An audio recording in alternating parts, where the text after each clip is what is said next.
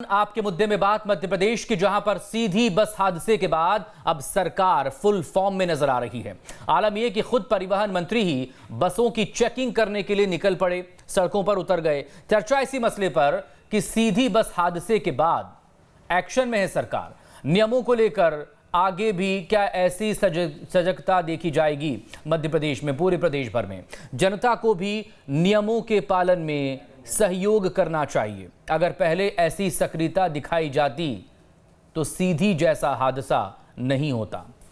बहरहाल तमाम खास लोग हमारे साथ जुड़ेंगे इस मसले पर बात करने के लिए, लेकिन पहले ये रिपोर्ट। सीधी हादसे से जुड़ी ये 5 तस्वीरें देखिए। सीधी बस हादसे में जिन्होंने अपनों को खोया, उनके परिवार में मातम पसरा है। खुद सीएम पीड़ित परिवार के बीच पहुंचकर उनका दर्द बांट रहे हैं, तो दूसरी तरफ परिवहन मंत्री गोविंद सिंह राजपूत भी एक्शन में दिख रहे हैं। गोविंद सिंह राजपूत खुद बसों में जाकर उनका औचक निरीक्षण कर रहे हैं और कमियां पाए जाने पर फौरन मौके पर ही एक्शन ले रहे हैं। मतलब सरकार हरकत में है, लेकिन लापरवाही का सिलसिला भी अभी थमा नहीं है। मंदसौर और दमोह की ये तस्वीरें बता रही हैं कि कैसे अब भी नियमों को ठेंगा दिखाया जा रहा है। बहरहाल गुरुवार को भोपाल की सड़कों पर अलग ही नजारा दिखा। गोविंद सिंह राजपूत पूरे अमले के साथ बसों की जांच करते दिखे। इतना ही नहीं, मंत्री जी ने ये भी साफ किया कि कोई कितना भी रसूखदार क्यों ना हो, नियम तोड़ने वालों के खिलाफ एक्शन होकर रहेगा। ये प्रक्रिया लगातार चलेगी। जो भी कमी पाई जाएगी, बस का परमानेंस किया जाएगा। कितना भी रसूखदार आदमी क्यों ना हो, गाड़ी को गलत से छोड़ा नहीं जाएगा। उधर इस घटना के बाद सीएम शिवराज भी सख्त दिख रहे हैं। बुधवार को सीएम ने न सिर्फ पीड़ित परिवारों से मुलाकात की, बल्कि आधी रात तक अधिकारियों के साथ बैठक कर उनकी क्लास भी लगाई। बहरहाल सीधी हादसे के बाद सरकार के तेवर तो सख्त दिख रहे हैं, लेकिन अब देखना दिलचस्प होगा कि ऐसे तेवरों से भविष्य में सीधी जैसे हादसों पर किस हद तक लगाम लग पाती है। Team news state. और इसे मसले पर बात करने के लिए वरिष्ठ पत्रकार, राजनीतिक विश्लेषक जयंत वर्मा जी हमारे साथ मौजूद हैं। बीजेपी की तरफ से नेहा बग्गा जी हैं, कांग्रेस की तरफ से हैं ब्रजेश पांडे जी। बहुत स्वागत है आप तीनों लोगों का। शुरुआत नेहा जी आप ही से। एक्शन में नजर आ रही है सरकार, खुद मंत्री भी सड़क पर उतर रहे हैं, खुद बसों की चेकिंग कर रहे हैं, लेकिन 50 से ज्यादा मौतों के हो जाने के बाद क्या ये नींद टूटना माना जाए? और अब आगे झपकी तो नहीं आएगी, कोई सोएगा तो नहीं, काम ऐसे ही चलेगा? देखिए मकसूद जी, निश्चित ही जो ये घटना हुई है सीधी वाली, जिसमें बहुत से लोग काल कलवित हो चुके हैं, उन्हें मैं विनम्र श्रद्धांजलि देती हूँ। साथ ही भारतीय जनता पार्टी का पूरा परिवार उनके परिवारों के साथ में है, जिन्होंने अपने प्रियजनों को खो दिया है। आपने देखा कि चाहे मुख्यमंत्री जी हो, चाहे परिवहन मंत्री गोविंद सिंह जी हो, दोनों ही एक्शन में है। जो अधिकारी इसमें संलिप्त थे, जिनकी ड्यूटी थी और जिनकी लापरवाही की वजह से ये मासूम जाने गई है, उन्हें तत्काल हटाने का काम किया है। चाहे सीधी के आरटीओ हो, चाहे एमपीआरटीसी के अधिकारी हो, मेंटेनेंस अधिकारी हो, उसके डीएम हो, एजीएम हो, सभी को तत्काल प्रभाव से सस्पेंड किया गया है। और साथ ही इसके मेंटेनेंस और ओवरलोडिंग को लेकर अब लगातार इस पे मुहिम चलेगी। पहले भी आपने देखा होगा कि सरकार द्वारा इस प्रकार की मुहिम चलाई जाती थी। ये सड़क 2004 में बनाई गई थी और 17 तक लगातार इसके मेंटेनेंस का काम चलता था।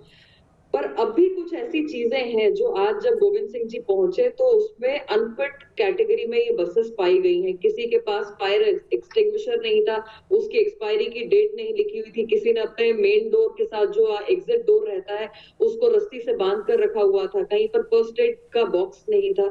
तो एक भी त्रुटि ना हो। जनता जो सफर करती है इन ट्रैवलर्स की बसेस में, उनको किसी प्रकार की असुविधा ना हो, इस प्रकार से जान ना जाए, इसको लेके सरकार सख्त है और इस बात को स्पष्ट कर दिया गया है। चाहे कोई अधिकारी हो, चाहे कोई कर्मचारी हो या कोई माफिया हो, इनमें से किसी को भी बख्शा नहीं जाएगा। ठीक, तो सरकार अब सतर्क हुई ना? अगर पहले सतर्क होती तो क्या यह हादसा होता? और सवाल इसी को लेकर ये कब तक चलेगा? क्या ऐसा तो नहीं है कि अब हादसा हो गया और तमाम सवाल खड़े हो रहे हैं तो अब एक्शन लिए जा रहे हैं, और हफ्ते 10 दिन बाद जब लोग भूल जाएंगे तो जिम्मेदार लोग हैं वो भी सुस्त हो जाएंगे या वो भी भूल जाएंगे?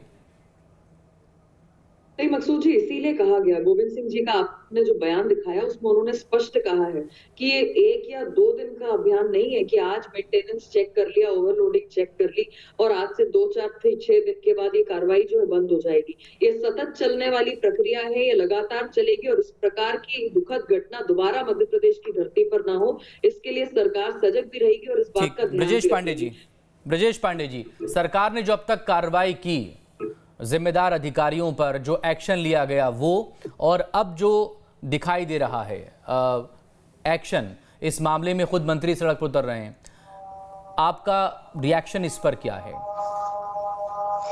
देखिए मकसूद जी, क्योंकि जिस जगह पे ये दुर्घटना हुई है, संयोग से मैं भी उसी क्षेत्र का निवासी हूं और इस घटना के दिन मैं रीवा में था।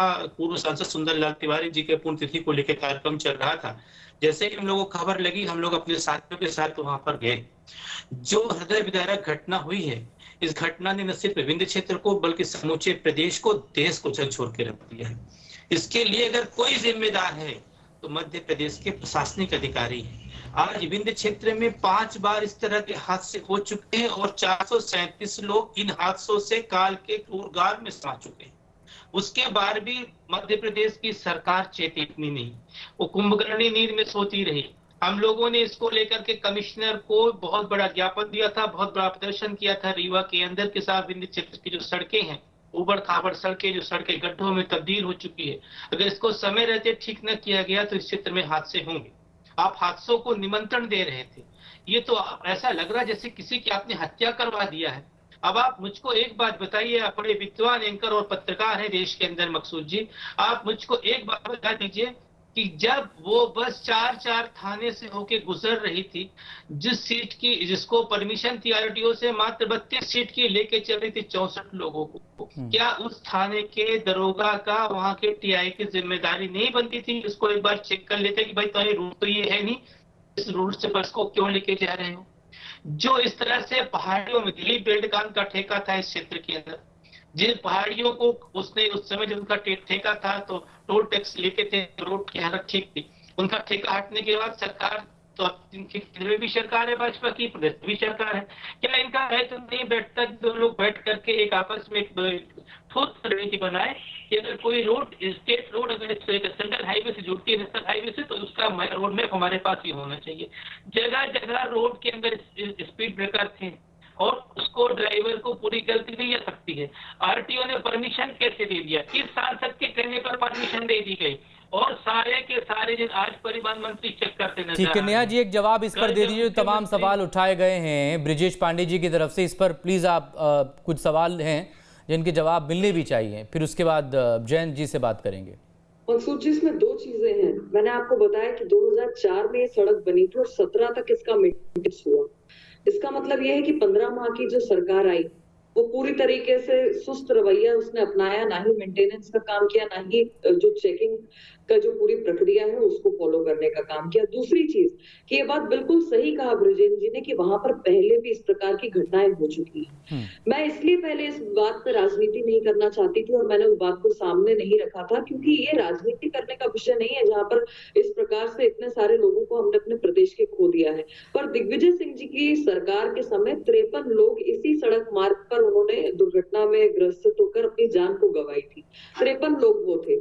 आज 15 माह में आपकी सरकार है, आपने टोटली उसको मेंटेनेंस बंद कर दिया। आपने जिस तरीके से सारी चीजों पे आंखों पे पट्टी बांध के रखी और वहां पे माफिया राज को उत्पन्न होने दिया, जिस प्रकार से भ्रष्टाचार की भेंट आपने चढ़ाया, डेवलपमेंट के प्रोसेस को रोक दिया। आप जो सवाल पूछ रहे हैं वो सवाल अपनी जगह पर बिल्कुल सही है और ये जनता का सवाल है कि आखिर आरटीओ अधिकारी ने वहां पर इस प्रकार से ये दुर्घटना हुई कैसे, उसके लिए जिम्मेदार कौन है, सड़क की व्यवस्था वहां पर ठीक क्यों नहीं थी। और इसीलिए माननीय मुख्यमंत्री जी ने तत्काल प्रभाव से आरटीओ वाले सीधी आरटीओ को वहां से सस्पेंड करने का काम किया है। और साथ ही मैंने आपको बताया कि एमपीआरडीसी के भी जो रोड मेंटेनेंस के अधिकारी हैं उनको भी सस्पेंड करने का काम किया है। तो कोरी ब्रजेश जी, राजनीति करना कम से कम ऐसे संवेदनशील मुद्दों पर जहां पर सबको पीड़ा। ब्रजेश जी आपके पास आएंगे ब्रजेश जी, लेकिन जयंत वर्मा जी से पहले बात कर लेते। जयंत वर्मा जी, इस पूरे हादसे के बाद जो सवाल उठे हैं, जो लापरवाहियां सामने आई हैं, उस पर सरकार अभी कहां खड़ी है और इस बात की क्या गारंटी है कि आगे इस तरह की लापरवाही ना हो और लोगों की जान ना जाए इस तरह के हादसों?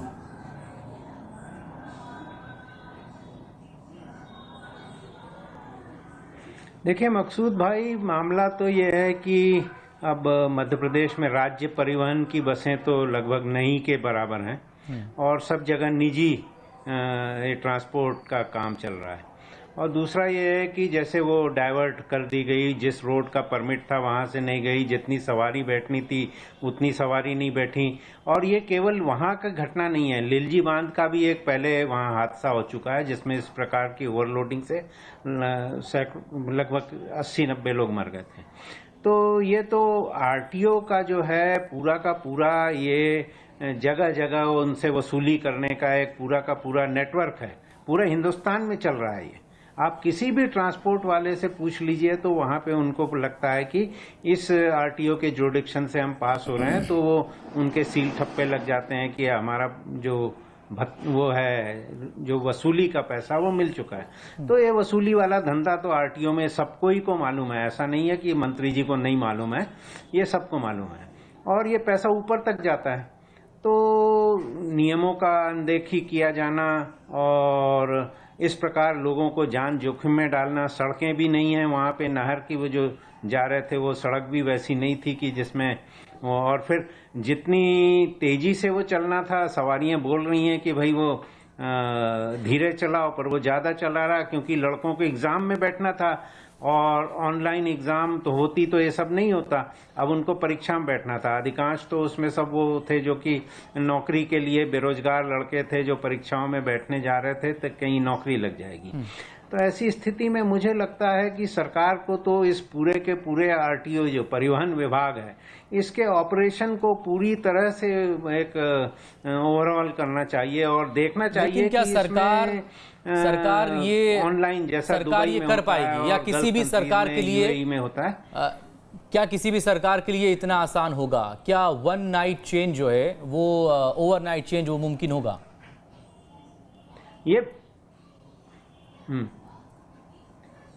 देखिए, आप यदि यूएई में चले जाएंगे वहां देखेंगे ट्रांसपोर्ट इतना जबरदस्त, मतलब रेगुलेटेड है, हर कुछ है। ऐसा नहीं है कि भारत ही अकेला कंट्री है, दुनिया में सैकड़ों कंट्री हैं जहां पे कि इसको बहुत अच्छे से रेगुलराइज किया गया है, सिर्फ इसलिए कि वहां रिश्वतखोरी नहीं है। तो यहाँ पे तो ये सब चल रहा है, रिश्वतखोरी चल रही है, सबको मालूम है, मुख्यमंत्री को मालूम है, हर मंत्री को मालूम है, हर अधिकारी को मालूम है और हर ट्रांसपोर्टर को मालूम है। किस डिपार्टमेंट में करप्शन नहीं है? जयंत वर्मा, सारी चीजें होती हैं, आप यहाँ नहीं, आप कहीं पे भी देख लीजिए, ओवरलोडिंग चल रही है पूरी की पूरी। जी, करप्शन तो सिस्टम का हिस्सा बन चुका है, चाहे वो किसी भी डिपार्टमेंट का मामला हो, और ये करप्शन के चलते ओवरलुक किया जाता है। हाँ, वो तो है ही है। तो अब जब तक करप्शन को खत्म नहीं किया जाएगा, ये सस्पेंशन तो अभी दिखाने के लिए होता है, मीडिया के लिए होता है कि हमने कार्रवाई की, वो सारे के सारे बहाल हो जाने वाले हैं, उसमें कुछ कोई आज तक डिसमिस नहीं हुआ है इसमें, और suspension is no punishment. Neha ji बताइए, सिस्टम कैसे दुरुस्त होगा? ये जो कह रहे हैं उससे मैं बहुत अधिक बातों से मैं सहमत हूँ, पर कुछ बातों से सहमत नहीं भी हूँ। एक बात ये कि जिस तरीके से उन्होंने कहा कि स्पीड का जो है उसको लागू नहीं कर रहा था वो ड्राइवर जो था, इस प्रकार से बहुत सारे ऐसे ट्रैवल एजेंसीज के ड्राइवर्स हमको मिलते हैं जो किसी भी रफ्तार से, अपनी मनचाही रफ्तार से गाड़ी को भगाते हैं और जनता की जान को जोखिम में डालते हैं। इसी प्रकार से मैंने आपको बताया कि फायर एक्सटिंग्विशर की क्या हालत थी जब आज मंत्री जी ने जाकर खुद देखा कि बसों की जांच पड़ताल करी, जो एग्जिट के गेट हैं उस पर रस्सी बांध के रखी हुई थी, साथ ही में चाहे परीक्षा थी पर कहीं ना कहीं जनता भी उसमें ओवरलोड हुई है। तो मुझे लगता है कि सरकार गंभीरता से अपनी जिम्मेदारी इसमें निभाएगी।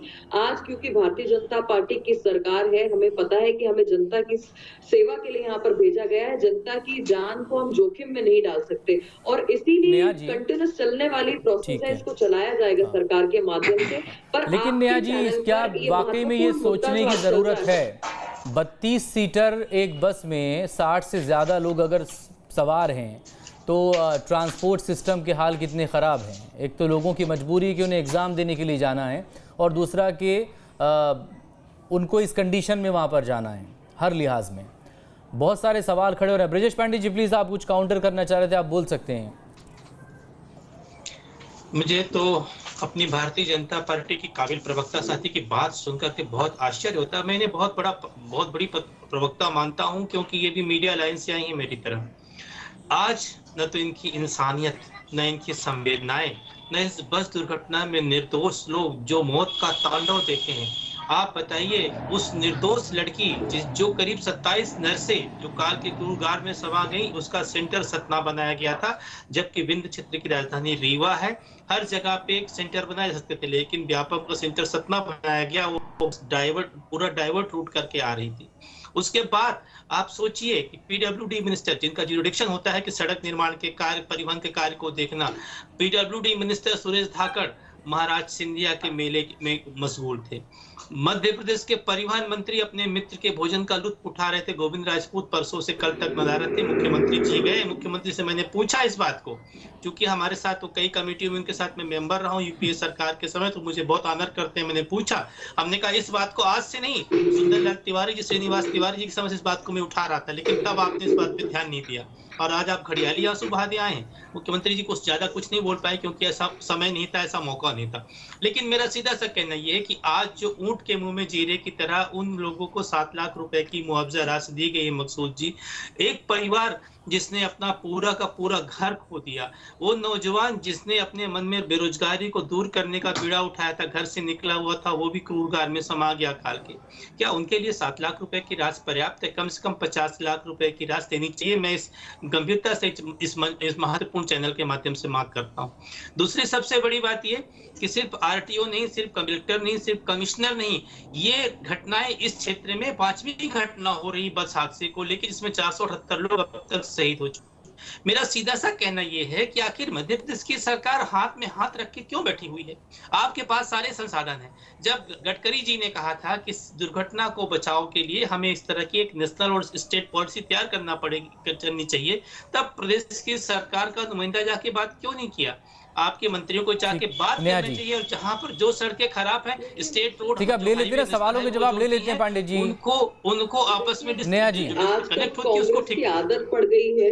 ये गिद्ध की तरह राजनीति, कांग्रेस की आदत नहीं पड़ गई है। नया जी, संवेदनशील मुद्दे में राजनीति मत करिए। कांग्रेस का नहीं पड़ गई है, आदत आप लोग ही पड़ गई है। आप लोग कभी भी किसी भी संवेदनशील मुद्दे में, किसी की भी लाशों में आप राजनीति करने में आदी हो चुके हैं। आप हमेशा लाशों की राजनीति करते हैं। आप वक्त कोई राजनीति से हट के आप लोग बात किया करें। कम से कम मोदी जी ने जब ये बात किया कि हम तक जाएंगे, सुनिए, आप धैर्यपूर्वक सुनिए। आप इस बात को जानते हैं कि माननीय मुख्यमंत्री जी स्वयं जाके परिवार से मिलकर आए हैं।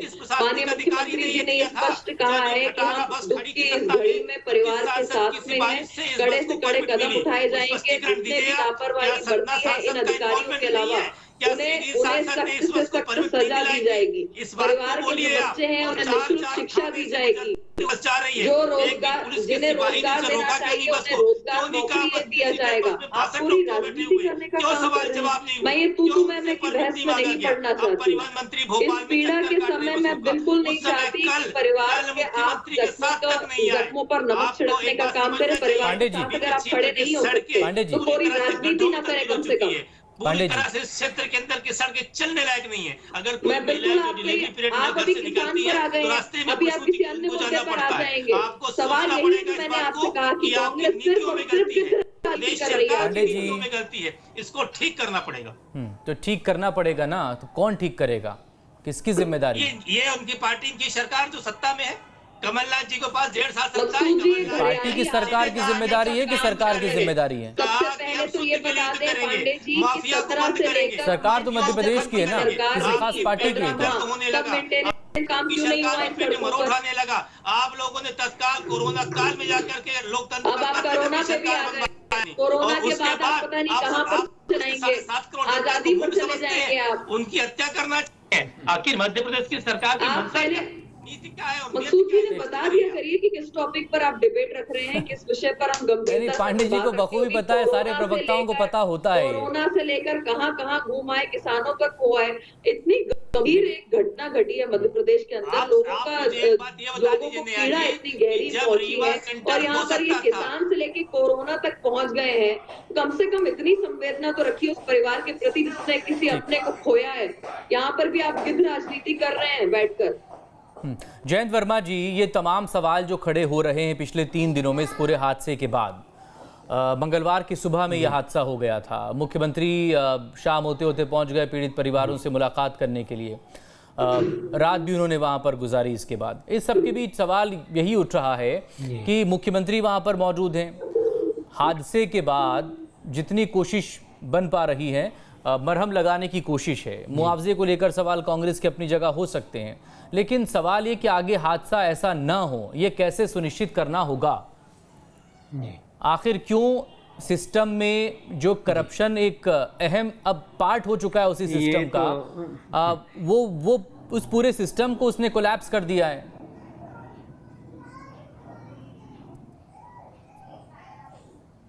जी देखिए, आरटीओ की पोस्टिंग ये सबको मालूम है, चाहे कांग्रेस की सरकार रही हो चाहे अब ये बीजेपी की सरकार है।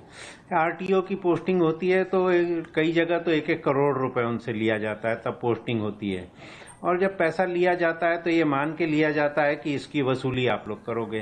तो इसलिए सरकार इस प्रकार के जो भ्रष्टाचार होते हैं, इरेगुलरिटीज होती हैं और इस प्रकार से मतलब रिस्क लिए जाते हैं, तो ये ओवरलुक किया जाता है।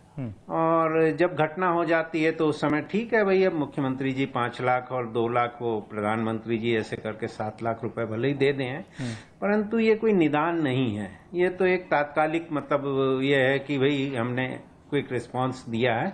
बाकी मुझे लगता है ऐसी परिस्थितियां निर्मित ना हो, ऐसी घटनाएं ना घटें, इसके लिए पूरे के पूरे तंत्र को फिर से आपको एक रिकास्ट करना पड़ेगा। और इसमें जो भ्रष्टाचार वाला मामला लेकिन है, नेता से लेकर अधिकारियों तक की अगर कहीं मिली भगत हो, परमिट दिलाने से लेकर बस को चलवाने तक में, तो फिर कैसे ये मुमकिन है? वो जिसको कहते हैं पॉलिटिकल विल शब्द सुनने में, कहने में बहुत अच्छा लगता है, लेकिन वो है कहाँ? ये तो जी हाँ, वो है नहीं। और ये आज का जो पॉलिटिकल सिस्टम है, इसमें इस प्रकार की चीजों को, मतलब इस प्रकार के भ्रष्टाचार को खत्म करने की कोई सवाल ही नहीं उठता है, वो तो चलता रहेगा। और ये एक घटना हो गई, वहाँ उस समय कुछ कार्रवाई कर दी गई, बाकी व्यवस्था तो वही की वही बनी है और वही बनी रहेगी। नेहा जी, फाइनल कमेंट आपकी तरफ से, क्योंकि अमूमन साइड बोर्ड हमने देखे जब हम सड़कों पर निकलते हैं सफर के लिए, सावधानी हटी दुर्घटना घटी, तो सावधान अब कब तक रहेगा ये प्रशासनिक अमला, ताकि आगे कोई दुर्घटना ना हो? मकसूद जी, ये एक कंटिन्यूअस प्रोसेस है और जिस प्रकार से माननीय मुख्यमंत्री जी ने भी कहा है और गोविंद सिंह जी ने भी कहा है, ये अब लगातार चलने वाला है। पूर्व में भी लगातार चलता था, बीच में जरूर एक ब्रेकर आया था 15 माह का कांग्रेस की जब सरकार बनी थी, पर इस प्रकार की घटना दोबारा न घटे, इस प्रकार से हमें किसी अपने को न खोना पड़े, उसको देखते हुए उम्मीद यही कि सरकार की तरफ से अब जो एक्शन नजर आ रहे हैं आगे वो ये बना रहे, अलग अलग जगहों पर इस तरह से चेकिंग होते रहे, और जो नियम हैं, जो कायदे हैं, जो कानून है, उसी के हिसाब से हर डिपार्टमेंट काम करे, चाहे वो ये परिवहन का विभाग हो या कोई और भी विभाग हो। बहुत शुक्रिया आपका नेहा बग्गा जी। ब्रिजेश पांडे जी।